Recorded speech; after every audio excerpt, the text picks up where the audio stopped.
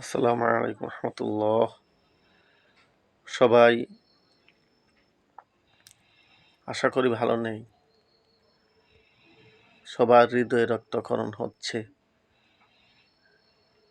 একটাই কারণ, আমাদের বাংলাদেশের মানচিত্রকে, পতাকাকে তারা ভারতেরা লাঞ্ছিত করেছে, অপমান করেছে।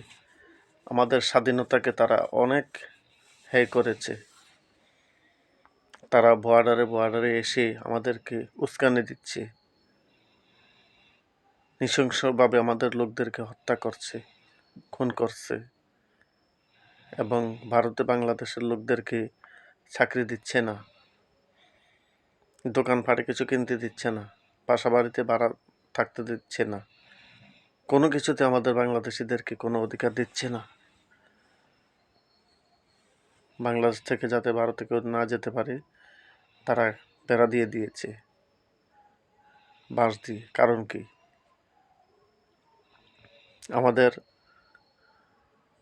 ভারতীয় বাংলাদেশের দূতাবাসে হামলা করা হয়েছে।